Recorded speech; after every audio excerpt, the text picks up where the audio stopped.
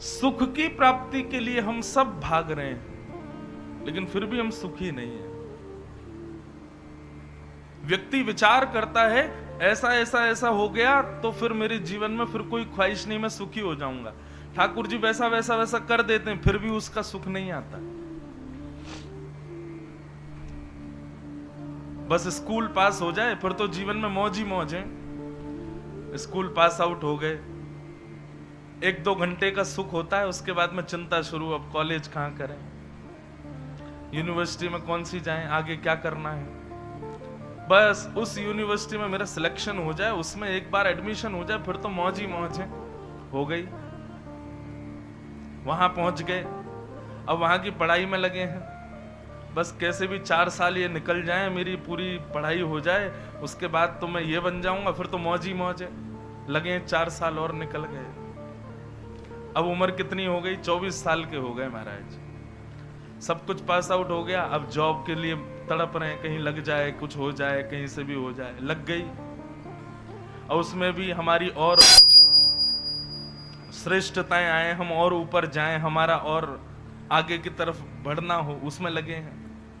सुंदर पति मिल जाए या सुंदर पत्नी मिल जाए, किसी से हमारा विवाह हो जाए, वो हमको समझने वाला हो। बस एक देखा रिजेक्ट किया, दूसरा देखा रिजेक्ट किया, तीसरा देखा रिजेक्ट किया, अब इसी में ही दुखी है, कोई मिल ही नहीं रहा। फिर मिल गया, चलो इस पे विश्वास है, कर लो ब्याह। ब्याह हो गया, ब्याह के बाद 1 साल बाद पता चला, ओ हो, ब्याह से पहले तो साक्षात नारायण भगवान की तरह दिखता था, अब पता चला ये तो बिल्कुल उल्टा है, रावण ही है पूरा। सोता ऐसे, खाता ऐसे, उठता ऐसे, इसकी विचारधारा ऐसी, इसके भाव ऐसे। 2-3 वर्षों में सब पता चल जाता है कि कैसे हैं दोनों। फिर उससे दुखी, कोई बात नहीं, संतान होगी तो उसमें मन लग जाएगा। बेटी हो गई तो बेटा की इच्छा, बेटा हो गया तो बेटी की इच्छा, बेटी बेटा जो दोनों ही हो गए। धीरे धीरे उनको पाल पोस के बड़ा किया, अब उनकी चिंता, इनको स्कूल भेजो, कौन सा स्कूल भेजें, उसी स्कूल में जाने चाहिए। जैसे तैसे हाथ पांव जोड़ करके बढ़िया स्कूल में भेज दी। अब वो पढ़ते नहीं है, बात मानते नहीं है। पढ़ते हैं तो आज्ञाकारी नहीं, आज्ञाकारी हैं तो पढ़ते नहीं है। अब उनकी चिंता में लगे, उनको कॉलेज भेजेंगे, अब उनका ब्याह कराएंगे, फिर उनके बालक होंगे। करते करते करते महाराज आंखों पे पड़ेगा जाला, नाक से बहेगा नाला, लाठी से पड़ेगा पाला, जरा जिंदगानी का।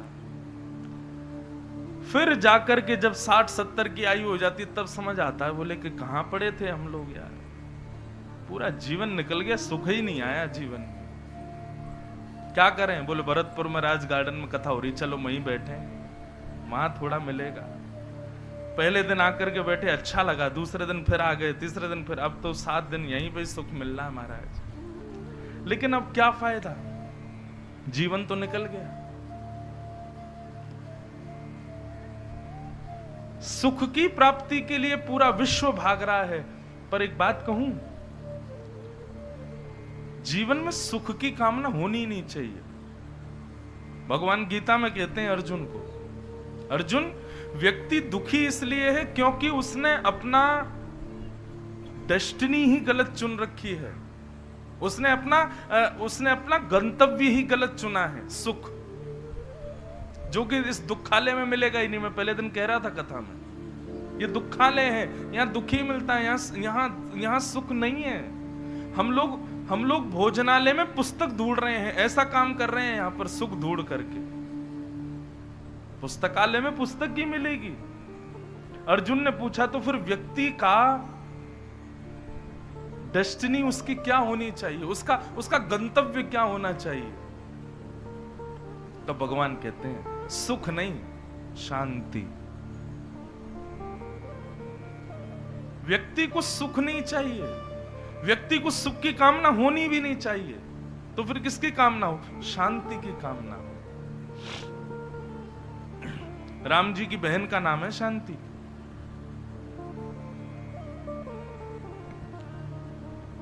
शांति की कामना। थोड़ा ध्यान से सुनिएगा, थोड़ा अगर ऐसा लगे कि कुछ ज्यादा ही गंभीर बोल रहे हैं महाराज जी, तो थोड़ा ध्यान लगा के सुनना, कुछ मिलेगा, अच्छा मिलेगा। अर्जुन, सुख की कामना नहीं, शांति की कामना होनी चाहिए मानव को।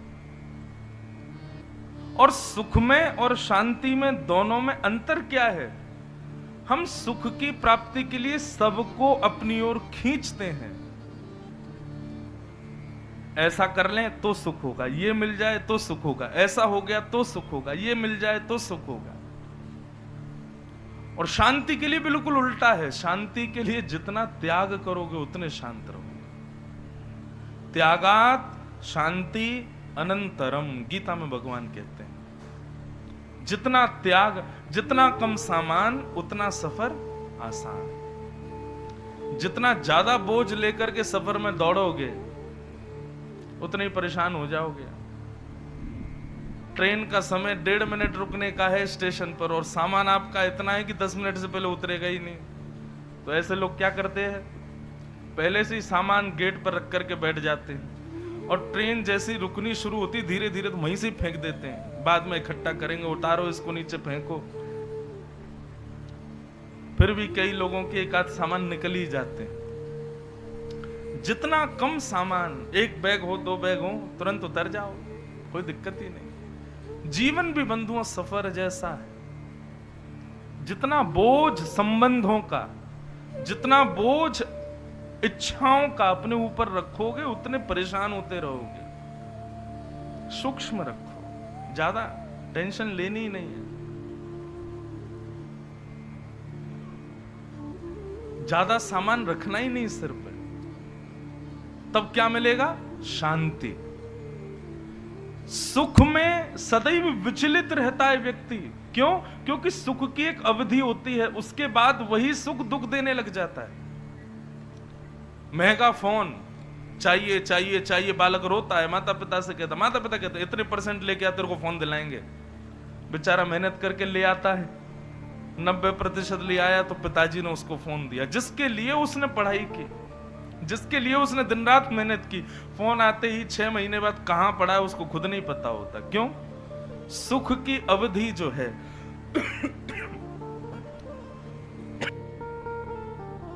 वो कम होती है। फिजिक्स जिन लोगों ने अपने जीवन में पढ़ी है उसमें एक डेंसिटी पढ़ाई जाती थी। लड्डू किसी को अच्छा लगता है तो एक में जो सुख मिलेगा दूसरे में वो नहीं मिलेगा, दूसरे में जो मिलेगा वो तीसरे में कम होता जाता है। संसार की हर वस्तु ऐसी है, चाहे वो देखने की, सुनने की, अनुभव की, खाने की, पीने की, पहनने की, कुछ भी हो, वो आपको निरंतर सुख नहीं दे सकती। लेकिन हरि स्मरण, हरि भजन, हरि कथा, हरि चर्चा आनंदाम बुद्धिवर्धनम प्रतिपदम बढ़ता रहता है। हर क्षण, हर पल, हर हर हर हर पग पर सुख की अनुभूति बढ़ती है, आनंद की अनुभूति बढ़ती है। इसलिए भैया सुख की कामना नहीं, शांति की कामना करो। इतने लोग कहीं और बैठे हों, शांति नहीं रह सकती। यहां देखो, आप पीछे घूम के अपना जरा गर्दन घुमा के देखो, कितने लोग बैठे। Pin drop silence. गर्मी की कथा है तो पंखे चल रहे हैं, सर्दी होती तो इन पंखों की भी आवाज नहीं आ रही होती। यही शांति जीवन में चाहिए। परम शांत, परम शाश्वत, निर्विकार, निर्वैर। तब बुद्धि गतिमान होती है, तब बुद्धि निर्णयात्मका हो जाती है, और फिर जो निर्णय हम लेते हैं ना वो कल्याणकारी होता है।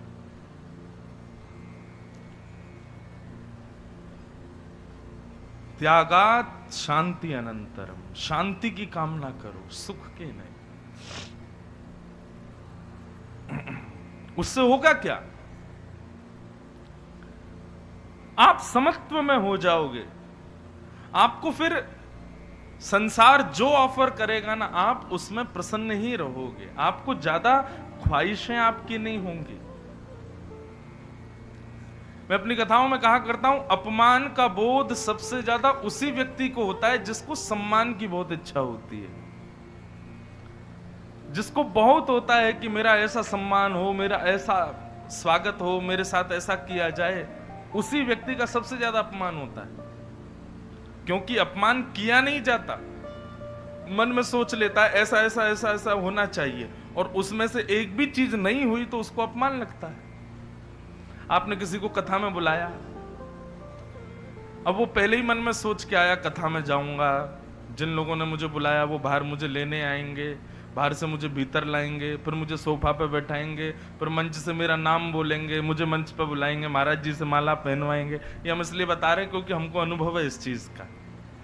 महाराज जी से हमको माला पहनवाएंगे, फिर महाराज जी हमारी तरफ देख के मुस्कुरा जाएंगे, फिर हमको कुछ देंगे, फिर हम जाके कथा में बैठ जाएंगे, फिर हमसे पानी के लिए पूछा जाएगा, फिर 10-15 मिनट कथा सुनने के बाद 2-3 उबासी मार के हम उठ के चले आएंगे। ये पहले ही उसने विचार कर लिया। अब जैसा उसने विचार किया वैसा अगर नहीं हुआ, उसको लगेगा मेरा अपमान हो। बहुत सम्मान, इसलिए इससे बचो। हमारे वृंदावन शतक में, वृंदावन शतक एक ग्रंथ है जिसमें वृंदावन की महिमा और वृंदावन कैसे रहे, कैसे वृंदावन का रूप आदि, वो सब उसमें वर्णन है। उसमें एक बात कहते हैं, इस कलयुग में सबसे बड़ा विष क्या है? तब कहते हैं सम्मानम कलयाति घोर गरलम नीच पुमानम क्षुधा श्री राधा मुरली रवो व्रज सखे वृंदावनम मात्यज। सम्मानम कलयाति घोर गरलम, सम्मान सबसे बड़ा विषय है इस पृथ्वी पर, इस कलिकाल में, इस कलयुग में।